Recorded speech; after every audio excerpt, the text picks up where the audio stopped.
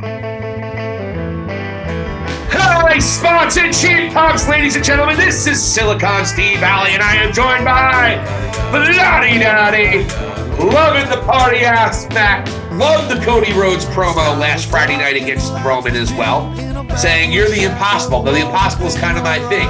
Even referenced him and his buddies having a 10,000 seat arena fill. Yeah.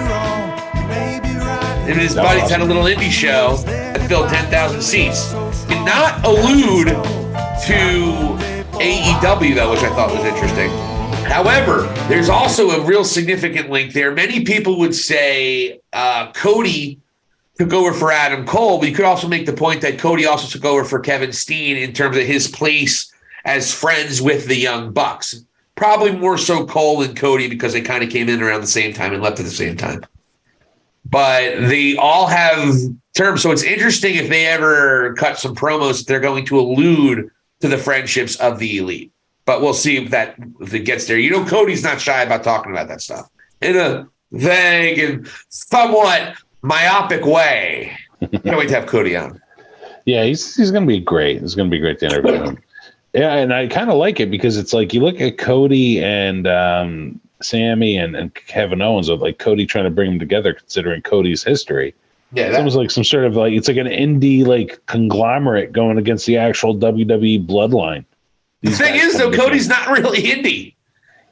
But he at least did some time in like. Oh no, he did. Yeah. But that's the ironic part. That like Cody needed to go to the indies, and he needed to find himself. You saw him create this Cody Rhodes character before your very eyes. I mean, when he first came out and left WWE, he came out with like a bomber jacket and with black hair, and he didn't really have he didn't look cool. Then he dyes his hair blonde, starts wearing the suits all the time, nice suits as well, and becomes a top heel in Ring of Honor. And then slowly but surely, just because of his hard work and the positive effect he had on the independent wrestling business, fans started cheering him. Obviously, we know it didn't take too long before the AEW fans and the independent fans turned on Cody because of some of his on-screen antics, I'm sure. But now, because he went to the Indies, and we've said it before, he comes back as now this well-oiled, well-rounded, perfect, no, I wouldn't say perfect, but great professional wrestler that he didn't learn. He wasn't able to pick up all the skills he needed just coming up through WWE. He had to go on the indies, find himself, take control, do the work as he put it himself, and bet on himself. And Cody Rhodes not only changed the wrestling business, now he's at the precipice of becoming one of the biggest names in the business, if not the biggest name in the business. So it's incredible. And the promos between he and Heyman, and then he and Roman even busting out a Dusty Rhodes impersonation, was absolutely incredible. And now they're building this really cool storyline where Dusty always wanted Roman. Roman's the son he wanted. Cody was his favorite son, or Roman was the son he always wanted. Cody fighting those demons that he was never quite good enough to be Dusty Rhodes' kid. He never had the ability to become the apple in Dusty Rhodes' eye the way he thought he could be. And that's what this championship is all about to Cody Rhodes. This championship is all about proving to his father, proving to himself, proving to the fans that he and the Rhodes belong at the top of the food chain in WWE, which they have not achieved that yet. So this storyline just all these different pieces to this storyline has been a masterpiece. And look, we got to give Vince credit. Vince started the storyline with Jimmy and Jay and Roman. That was under his watch. And that's really the one really great thing that they did. And Roman just and Triple H has come on and just made it 10 times better to this point where now we're coming to this huge, huge finale at WrestleMania that I think everyone's going to be hyped to see. And I think most people are genuinely really excited to see if Cody Rhodes beats Roman Reigns. I really am. Yeah, and you know what? Let me add one more aspect to this Cody situation here in WWE, and like as you were putting it, I love the fact that they were actually able to go and intertwine John Cena into this mix and having that moment with Cody in Boston.